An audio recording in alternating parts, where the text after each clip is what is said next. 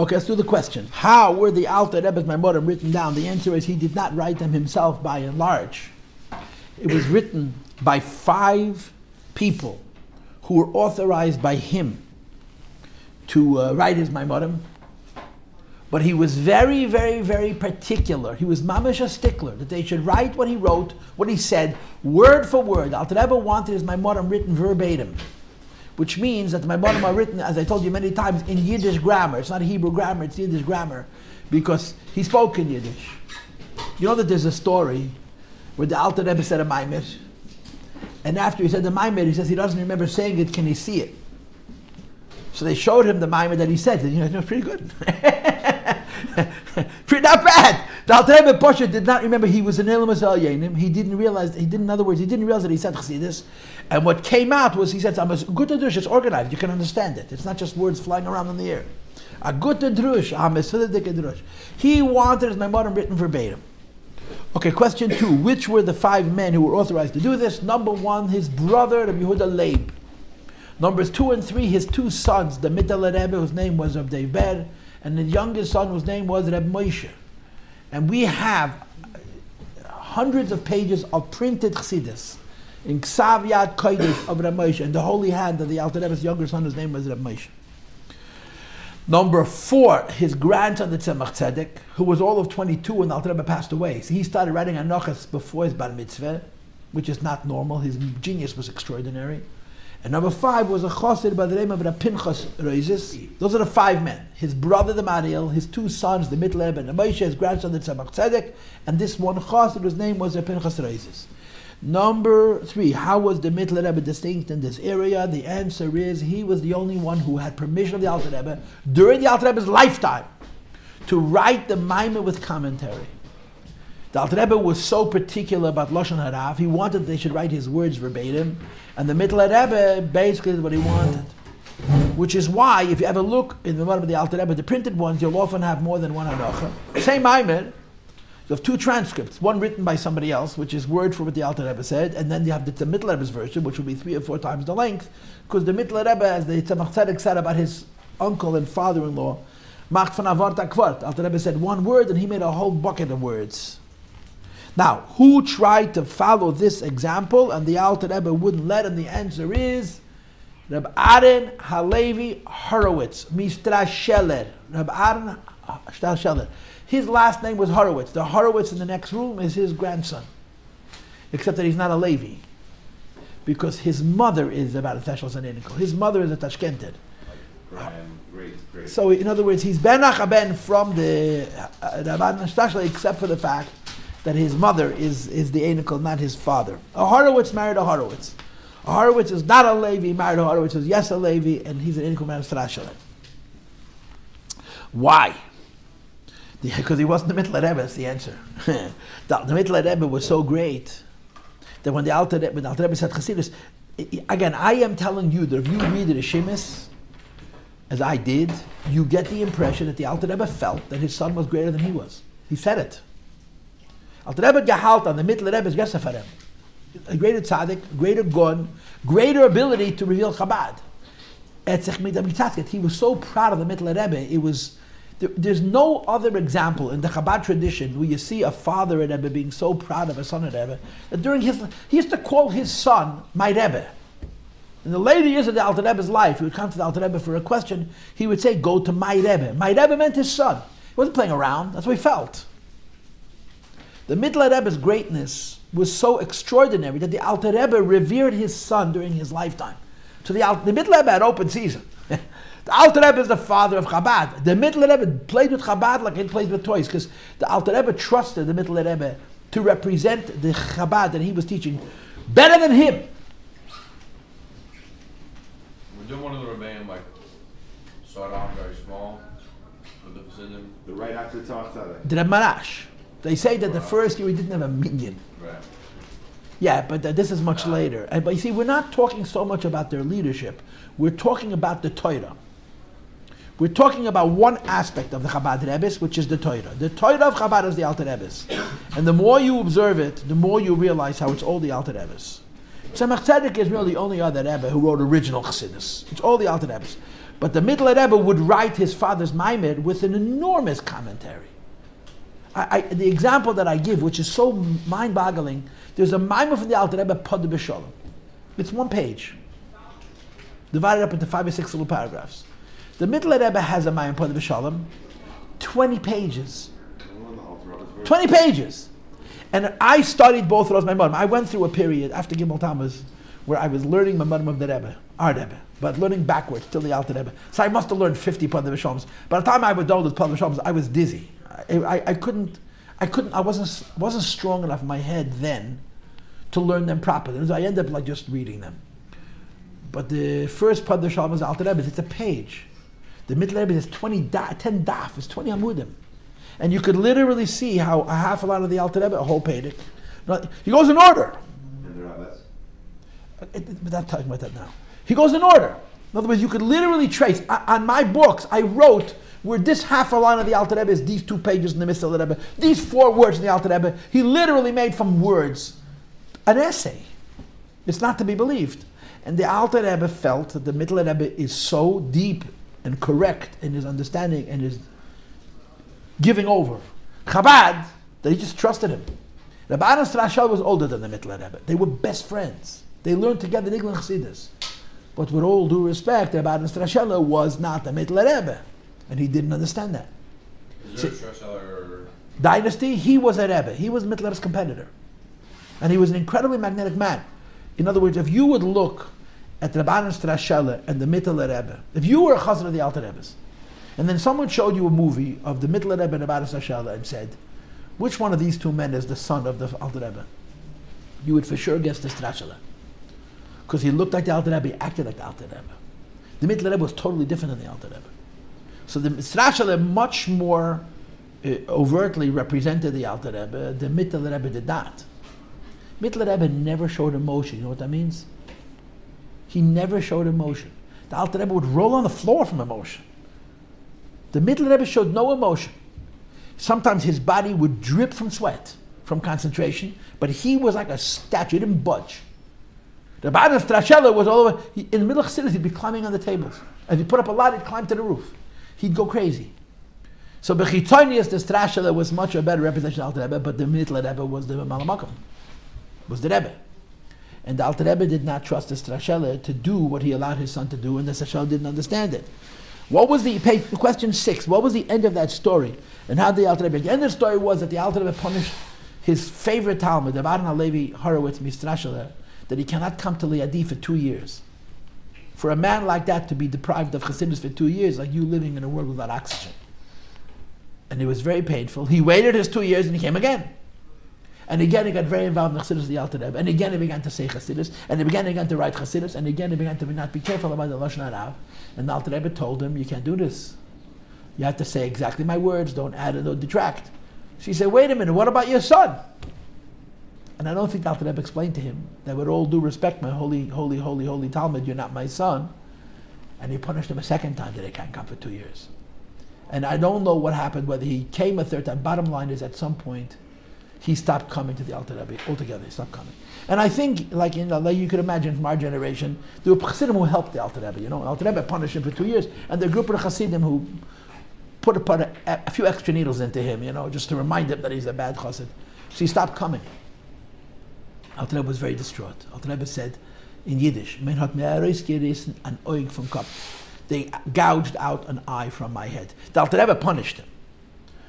And I don't think he left because of the Alter Rebbe alone. I think the Chassidim helped the Alter Rebbe. Be Makayim, you know how Chassidim get religious. But he stopped coming. And then when the Alter Rebbe was nostalgic, he opened up his own business. And he was very successful as a Rebbe. 7. What was the difference between the Middle Rebbe and the Tzemach Tzedek about how to transcribe the Maimarim of the Alter Rebbe? The answer to that question was, and I would say it backwards, the Tzemach Tzedek held that when you write commentary on a Maimer, you have to do it in a kind of way that everybody sees what's the original and what's the commentary. So the Tzemach Tzedek wrote notes on the Maimarim of the Alter Rebbe. First of all, they're always in parenthesis.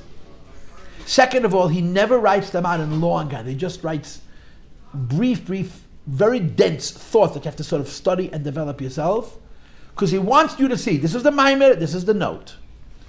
And he also, the Tzemach Tzedek also adds an enormous number of sources. I mean, the Tzemach Tzedek really is Baal Amar HaMakoymes. The sourcing of Hasidus Chabad in the first stage can be attributed to the Tzemach Tzedek. In the second stage, it can be attributed to our Rebbe, but the Tzemach Tzedek did an enormous amount of sourcing of Maimonim and the Alter Rebbe.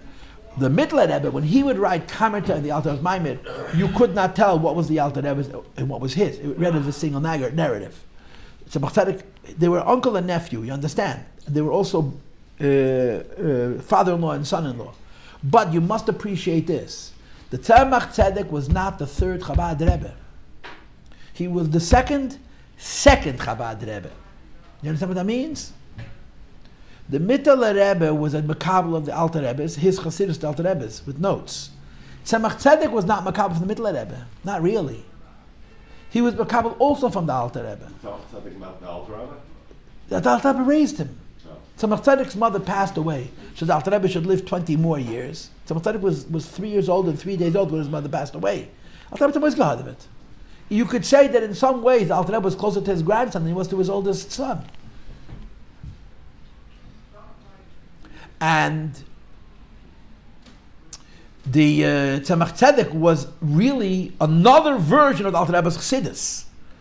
So the Alter Rebbe's Maimonim are the, so to speak, they're the Shas, you know, and the middle of the Tzemach Tzedek are the Rishonim and Achreinim, the Rishonim, let's say, you know, the Rashi and the Tosfos. The Tzemach Tzedek has Rashi footnotes, very short, and then very long, complicated, like a Tosfos kind of thing. The Mittler Rebbe just writes it into one narrative. So you don't know what's Gemara, what's Rashi, what's Tosfos, what's Rashbam. In other words, it became his own. But the Frierdiker Rebbe says, look at 8. What did the previous Rebbe say about the Mittler Rebbe's Maimonim and the question of Lashon Harav? The Frierdiker Rebbe says that even though the Mittler Rebbe did this, that he wrote his Maimonim in the kind of way that you cannot see which words are his and which words are the Alter Rebbe, but this is a direct quote. Men kenselin the Asias Haravi pedal. You can count the original words of Alter Rebbe like pearls, meaning Mittler Rebbe never changed his father's words. He made from one word a page, that he did do. But the Ba'arim Strashela would change the Alter Rebbe's words. The Mittler Rebbe didn't touch his father's words, he wrote around them. But he wrote around them in the kind of way that he makes his own narrative, his own maimer. You don't see how it's the Alter Rebbe's. Okay, but if you look closely enough, you can count the Eisias Harav, you can count the original words of the Alter Rebbe like diamonds, like pearls. You can, and you can't do them by the Strashela. Okay, this was all a bunch of history lessons. Now, 9. What happened when our Rebbe became Rebbe? Our Rebbe became Rebbe. He said, Maimer Basalagani, and then a week later he asked Rabbi Yael Khan to write the Hanoch of the Maimer Basalagani. So Rabbi Yael, who was all of 21, you have to understand how young he was. But he had this incredible mind. Rabbi Yael Khan says to the Rebbe, the Maimer vetach mestama reis gein v'ksav. The Maimer the Rebbe is probably going to write himself, because the tradition of Chabad was that Rabbeim did not write their siches, so Rabbi Yael Khan wrote the siches, but he figured the Rebbe would write the Maimorim. So the Rebbe said to him, "Was the Ken step is nicht. You can't do the Maimer yourself. Has getrunken zu viel Mashke." The Rebbe said, "You drank too much Mashke. You don't remember." So Rabbi Yael says to the Rebbe, he had to be very careful with words. You say the wrong word and the house will burn to the ground. But he really wanted the Rebbe to write the Maimer. He says, "Yeah, sort of. I can't. I promise you, Rabbi Yael had already written the Maimer by then, but he didn't want to give it to the Rebbe. He wanted the Rebbe to write it himself." So Rabbi Yael said to him, the Rebbe said to him, "Do Shaibam was do Kensen Nichasan. You write what you could. I'll see what I can." Anyway, Rabbi Yael did a spanking job, brilliant job. He really did an amazing job. B'chlal, Rabbi Yael wrote the Rebbe's Teireh. Ein game. I'm telling you, ein game in love is a halal. There is no words to express how important Rabbi Yael Khan is in terms of having the massive volume of Teireh from the Rebbe in so many areas, in Chassidus, in the Rashi and Chumash, in the Rambam, and on and on. If not for Rabbi Yael, you can reduce the Rebbe's Teireh by a fraction of a 10. Because Pasha, people wouldn't understand. People wouldn't understand what he's talking about. And the amount that would have been written down would have been a fraction. A fraction. Rabbi Yael got it. Before the Rebbe finished speaking, he not only knew what the Rebbe said, he knew what the Rebbe meant. The Eibishter gave him such skills in memory and in ability to grasp and understand and reconstruct Brilliant. Mamish, he was a special neshama. He came into this world so that the Rebbe could save the whole world and teach the whole world Torah. His contribution was this. The Rebbe's Torah. It's not to be believed. Anyway, he wrote the Maimer, and the Rebbe was happy, and that's how it stayed. So the Rebbe edited that Maimer. But the Hasidim were a bit disappointed, because from the Mittler Rebbe, the Alter Rebbe did not write his own Torah, but from the Mittler Rebbe, all the Rebbeim wrote their own Torah. And to write a Maimer for a Rebbe really is not that difficult, because they would take old Maimerim and just add words. No, the Rebbe's Maimer, the truth of the matter is, the Rebbe's Maimerim are hard to do that too, but there are a lot of Maimerim of the Rebbe which are based, if the Rebbe had done what the Frierdiker Rebbe did, right? You take a Maimer from the Rebbe Rashab, you take out words, you add words, you move words around, and then you put commentary around, then you have a new Maimer. That's what Frierdiker didn't write all his Maimerim. He called in a bacher or a copy, he said, copy this Maimer from my father. Copy a piece from here, a piece from here. And okay, put this here, put this here, put this here. Then he would make words to connect them, add a few notes, and the Maimer came out as an original Maimer. 60% of it was the Rebbe Rashav's words. So he didn't have to write the whole thing. The Rebbe didn't do that. But twice, look at question 10. How was this Maimer unusual? This is the first of 2 times that the Rebbe actually tried to write it himself. And when we finish, I'm going to learn it with you. Okay, you have the book? Look on page Chavhei. Go to page X, very beginning of the book, Roman numeral X. VII. Right, so it's X and XI. You found it? Can you read the Rebbe's handwriting? Yeah, very well. Tisa Reish b'nei Yisrael Meish Rabbeinu Olav Shalom Dafka Raya Mehem Nur Ei Amuna Emunas Umas Elam parenthesis Siddur b'nei Yisrael period Makif Etzarech Liyas A period B'pnimius period. Then there's a line. Tisa Reish b'nei Yisrael Olav Gudeyim. This is the Rebbe's own handwriting. Yeah. This is the Maimer the Rebbe started writing and didn't finish. The next page is the Purim Maimer. V'ki b'laYehudim es Asher v'geimer u'mak sha'Rebbe the Pele Hadavar v'chulu. You see? You see, the Rebbe started writing about it twice and didn't finish. In quotations, he was not able to do it. This is the first of the 2 attempts that Rebbe made a living Maimer. So it's a special Maimer. It's the 4th Maimer. I'm sorry? Nothing. You see what's going on. The Rebbe tried to write it. They found this after Gimel Tammuz. I don't think we knew this even existed. So I'll have your book if you don't mind. But they found these Maimerim someplace in the library, and they were farsimit. When I was a kid growing up, we didn't have this. Is this a short Maimer? It's not. The Rebbe wrote it short. Then on page Chof Zayin, it starts over. You see? No Rebbe spoke as much as our Rebbe did. No Rebbe spoke as much as our Rebbe did. The Rebbe was, Benjamin Klein used to tell me, there was never a Rebbe like, he was the Rebbe's secretary. He was my uncle. There was never a Rebbe like ours. It's true. In the writing department, people would argue the Tzemach Tzedek. There was never a Rebbe who was busier. The Tzemach Tzedek was very busy. Tzemach Tzedek was a king in Russia. It's true. He did reach a peak. But the burden that Rebbe carried was after the Holocaust. The Jewish world was destroyed. The amount of primary obligations that the Rebbe had, primary obligations, not second obligations, was enormous. He had to rebuild Lubavitch. People don't realize, besides all the other things, the Rebbe had to create Lubavitch. The Rebbe had to create Anshe Shleimenu. Lubavitch was fracked. Lubavitch was splintered, scattered, broken, shattered. And then from these broken Lubavitches, he had to create Shluchim to save the whole world. The number of obligations the Rebbe had, and he gave himself to people in a way which is completely reckless. I mean, the Rebbe had no Rachmanas on himself. He lived with no mercy on himself. He worked day and night. And on top of all everything else, no Rebbe gave us as much Torah, maybe with the exception of Tzemach Tzedek. Rebbe spoke. But he didn't have to worry about it being recorded. He had Yelkam for that. I know that's a bit simplistic, but it's only a bit simplistic. Also recordings. Then later on, in the beginning, the Rebbe didn't want tapes. If you made a tape for Brennan, the Rebbe would destroy it. Because the Rebbe felt that because of the tape, you're not listening to him. And then at some point, they would sneak in tapes. And some of these tapes, Chazakov would get a hold of your tape, he'd break it. It was his job. Not a fun job. But the Rebbe gave so much Torah. But in order for the Rebbe to have given the amount of Torah that he gave, he had to trust other people to write it for him. And Rabbi was a boy of 21. And he's writing my mother. 21 years old. A bicycle. There were a lot of people around who were pretty bright and smart, but Rabbi was something else. He really was something else. Now, 11 and 12 is negeh to our maimed, okay? Question 11. What did Hasidim call the beginning and the end of a maimed, and what did they call the middle? The beginning and the end of the maimed is called the maimed, which means the pasuk and the questions and the answers, called the maimed. The middle of the maimed, where the Rebbe changes the subject and he goes Kabbalistic on you to speak about another idea, they called the biur, the clarification of the maimed. Okay, what is the discussion in the biur of this maimed? The answer to question 12 is emunah. Okay, our maimed is about emunah. Now, if you don't mind, I got 12 minutes. I think we should start learning, and we're beginning on page Chav Ches. Please, we're starting from page Gimel.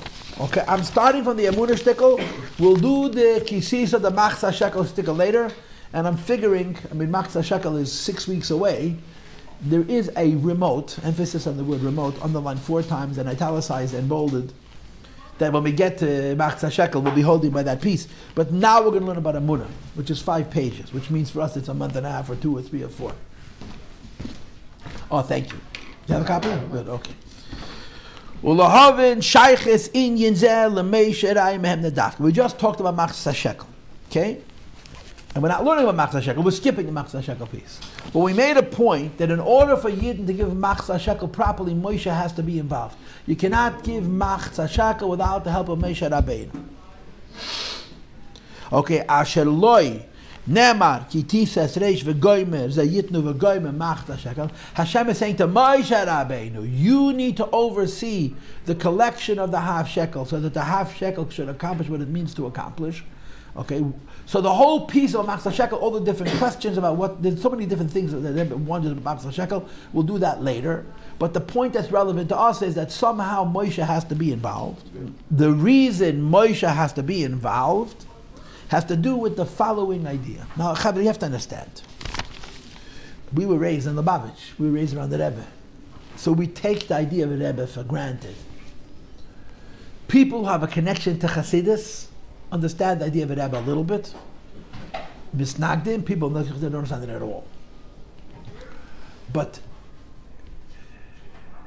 the Rebbe talks about the Rebbe on Ashir non-stop. And if you're objective, if you're able to be honest about it. Now, of course, nobody would ever accuse me of being objective and honest. I'm as biased and closed-minded, as partial to this question as anybody in the world. And I'm not trying to make you think that I'm an objective. I'm not objective. I'm a Lubavitcher. Finished. I drank the Kool-Aid. I was born and raised here. My whole world is that Rebbe. When my mother had her 80th birthday, I think, the family got together and she made a little speech. My mother never talks. And she said, it was such a beautiful, she just made a statement, and the Rebbe raised our kids. Finished. My mother doesn't come from a modern Orthodox home, American family, been in this country since the 1880s or 90s. My father came from Moscow. They got married. And then she said, and the Rebbe raised our children. And it's true. The Rebbe raised my generation. The Rebbe raised your father. The Rebbe raised your father. The Rebbe raised your father. The Rebbe raised us. In the way back, he raised us because he would sit and talk to us. In our generation, he didn't raise us by talking at no time, but he looked at us, and we did him, and we talked with the eyes. The Rebbe took God of it. The role of a Rebbe is not just something written in Holy Sfarim. It's a reality. The Eibishter puts the tzaddik in this world, who sets the tone for the whole generation. He raises up the whole generation. He's connected to the whole generation. And like it says in Tanya, he connects the generation to the Eibishter. It's a very real thing, the Rebbe business. And when the history is written, when you look back over time, you realize, yeah, this is not just another Gadol, like the Misnagdim like to say. We have many Gedolim to Lubavitch Rebbe. It's not this, oh, no. What the difference is, most Gedolim use their mind and their heart to lead. The Rebbe uses his soul. The Rebbe has another tool. The Rebbe has what you would call a sixth sense. He's an neshama man. He's in touch with souls, with his soul, and through his soul to our souls. And that's where his power comes from, that's where his leadership comes from, and that's where his hashpah, his influence comes from. Some things need the Rebbe, you understand? A lot of things, it's good to have a nice Rosh Hashiva. Some things need the Rebbe. Need the Rebbe. A regular Yid is not going to work. You need a Rebbe. Only a Rebbe could solve this problem. Because it's a problem that's monumental, it's a problem which is global, it's a problem which is essential. You need the Rebbe. So the Torah says, Machzah Shekel needs Rebbe. So the Rebbe's question is why? Tefillin needs Rebbe? Shabbos needs Rebbe? Why Machzah Shekel? Why does Machzah Shekel need Rebbe? We're not discussing that now, we'll discuss that later. But before we can discuss where Machzah Shekel needs Rebbe, we have to say, what is Rebbe? And this is where our Maimah begins. The Torah says that Machzah Shekel must involve Moshe Rabbeinu. The Machzah Shekel was given every year, and the Rebbe has a bunch of questions as to why. He says, again, what we're doing now, we'll leave Machzah Shekel for later. Let's talk about a Rebbe. What does a Rebbe do for the Jewish people? Look inside. Hine. Masha Moshe Nikre Raya Mehemna. If you want to understand why Machzah Shekel needs Rebbe, you need to explain what Rebbe is, and Rebbe is Raya Mehemna. What does Raya Mehemna mean? He's a trusted shepherd. The Eibishter gives him a job, and he does it well. You know how well Moshe Rabbeinu does his job? Does anybody know how well Moshe Rabbeinu does his job? I'll tell you how Moshe Rabbeinu does. If need be, he argues with the Eibishter about his job. Imagine you're working for a boss.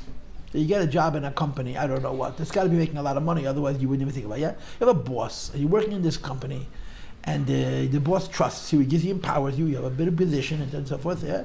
Then one day the boss comes to you and says, you know, this is no good, you have to fix it. Or, I like what you're doing. And you say, no, it's got to be better, make it better. And the boss says, no, it's good enough. No, I'm going to make it better. You don't understand. And you start arguing with your boss about the job he gave you. Now, it's a pretty bad plan, right? It's not a good idea. But that is dedication. That is dedication. Your boss is saying, I'm happy, and you say to your boss, it's going to be better. Now, what happens if your boss is God? And you tell your boss, no, I don't agree with you. Moshe Rabbeinu was given a task. What was his task? To look after the Jewish people. Okay, that's my job, yeah? Then the Eibishter wants to destroy the Jewish people. What did Moshe Rabbeinu say to the Eibishter? Huh? Listen here, God, I don't know how to explain this to you, but there's a guy, his name is God. He gave me a job. And you're interfering with my job. I'm not going to let you. And God says to Moshe, but I'm your boss. I gave you the job. And Moshe says, that's exactly right. And I intend to do my job till my kishkas come out. And the Eibishter say, but I want you to stop doing your job. And Moshe says, you know, when you gave me the job, you never put into the contract that when you change your mind, I should back off. So Moshe and the Eibishter have an impasse. Hashem wants to destroy the Jewish people because of the ego, and Moshe is not letting them, and Moshe is claiming that the Eibishter is the reason he's not letting them, the Jewish people, because the Eibishter gave him responsibility. He needs to do his job. He says to Eibishter, you know what, Eibishter? You're taking my job away from me. Just take me down with the people. Finish. If I fail to look after the Jewish people, then I didn't do what you told me to do, so destroy me with them. No, I can't destroy you. I need you. So Moshe, you need me. You're stuck with these people because I have a job to do, and I'm going to do it in spite of you. That's Raya Mehemna. The Eibishter gave Moshe Rabbeinu a job, and later on the Eibishter wants to change the job, and Moshe says to the Eibishter, I hate to use this expression, but it's the right expression, over my dead body. Sure, you can do it, but I'm going down with the ship. I'm going down with them. And Hashem says, no, I need you. So he says, then you need them. Because I have a job to do that you gave me. That's such a Raya Mehemna. Hashem gives a Rebbe, Nasi B'Yisrael, a job. He's connected to his generation. You know, somebody once came into the Rebbe. It's such a powerful story. I read it in a Rishima many years ago, and I have folders and folders of Rishimas, and I went looking for it, and I sure I could find it, but I didn't make it up, because it's too good. A Yid went into the Rebbe in the early 1970s. It was a Hungarian Jew, a very Hasidic Yid from the previous generation. I saw such Jews. I saw pre-Holocaust Jews. Pre-Holocaust Jews were a whole other level of Yiddishkeit. They were frummer. They were much more Jewish than us. They didn't know anything but God. They were, first, much more learned. A simple shoemaker was a bigger Talmud Chacham than some of today's Rosh Yeshivas. Like those like the people who knew nothing, knew the entire Chumash by heart. Right. And he said, tell them, the biggest Talmud. Correct. But they also were very Jewish. Their whole world was Shabbos, was Kosh, was Pesach. Didn't have a vacation, didn't have an American concept, you know. And he went into the Rebbe in the early 1970s. He says, I don't like America. I don't feel comfortable here. The whole culture, the Yiddishkeit is not my style. And the Rebbe said to him in Yiddish, if I had more time, I'll give you the Yiddish and translate it. What I read in English, he said to him, what do you think? I wouldn't want to be in the time of Rabbi Yechanan ben Zakkai when Tater was rolling in the street. But the Eibishter put me in this generation. So I'm going to do the avoid of this generation, and I'm going to do it b'simcha. The Eibishter put me now, so I'm going to do what needs to be done now, and I'm going to enjoy myself as much as I hate it. Because this is my job. The Eibishter put me now, after the Holocaust. If this is what the Eibishter gave me to do, this is what I will do. This is my Moshe Rabbeinu. The Eibishter chooses a Jew and says, you're responsible for these schleck, for these ordinary, these these contrary, these spiteful, these untrusting, skeptical chevre. They're yours. And Moshe says, okay, if that's the job, that's the job. And he commits himself completely. That's such an ayah that he does his job well. But there's a specific touch, like it says in the Maimon itself. Keep reading. Al Shem Sheroya es ha'emuna. He shepherds faith. Vizon u'mefanas eisa. He feeds it and he provides for it. This is the second idea. The first meaning of an ayah mehem that means Moshe was given the job of looking after the Jews and he does it well. He worries about us. He cares about us. Our lives are important to him. It's really amazing. The Rebbe's brain is so big that no detail was too small. That's the chap. Not no detail was too big, no detail was too small. Most people, at the end of the day, they're exhausted. I walked into my house yesterday, 10 o'clock at night, and I literally was walking in the street and saying to myself, I'm exhausted. I walked through the door, my wife has 4 things to talk to me about because her husband is never around. I said, not tonight. I can't tomorrow. I can't not tonight. I was too tired. There was never by the Rebbe, not tonight. There was never such a thing. He was never too tired. He was exhausted, but he was never too tired. He never said, wait till tomorrow. He was always on. And there was no detail too small. A guy, Pekarsky, told me that when he got married, he took an apartment on Lefferts Avenue on the southern side, which is the snowy side, where there's less sun, rather than on the northern side. In other words, on the Eastern Parkway, it's sunnier. On the Union Street side, it's less sunny. And he was on the first floor, and he had no bars. It was 1969. And the Rebbe said to him, it's on the first floor, there's no bars, there's not enough sun, take a different apartment. So he took an apartment on President in Brooklyn, which was very fortuitous, because the Rebbe would walk by his apartment on the way home and he would sing. He had a lot of bacharim, he would sing, and the Rebbe would stand by the window and listen to his singing. I heard this from him and then from his son recently. So Rabbi said, listen, I had a father and a mother. My wife had a father and a mother. They both said the apartment was okay. The Rebbe was the one who said it's not a good apartment. And I said to myself, my Rebbe cares more about me than my father. That's exactly what it was. He took an apartment and said, okay, good enough. First floor, Lefferts, far away, first floor, come and break in the window and steal. No bars, not a lot of sun.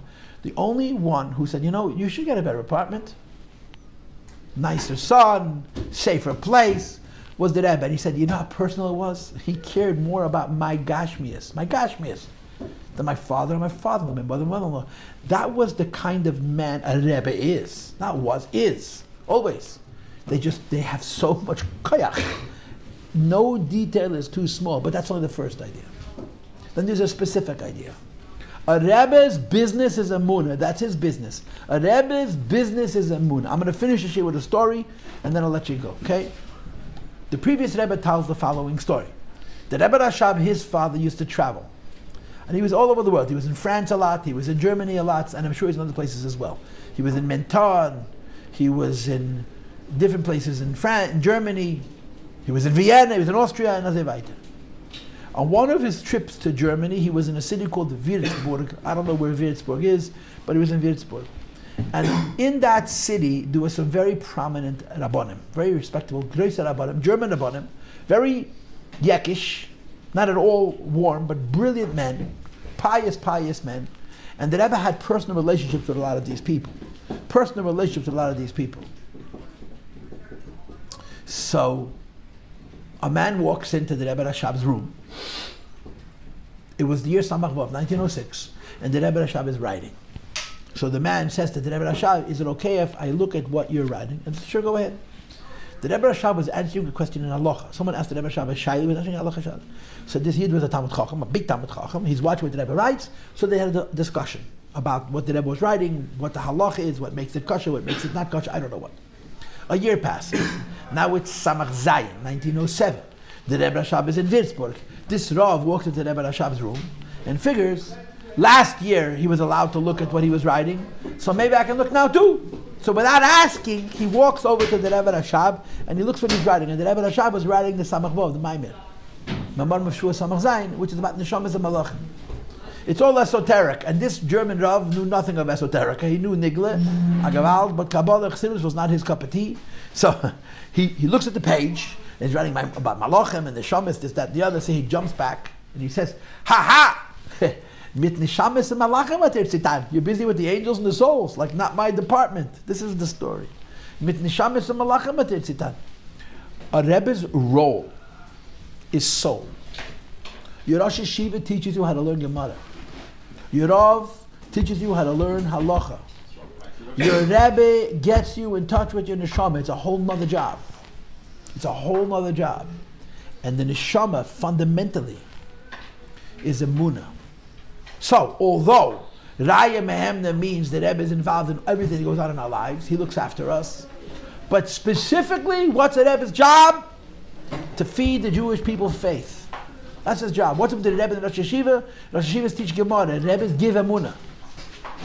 They give Emunah. And I will see you tomorrow. Thank you for coming and listening. Thank you.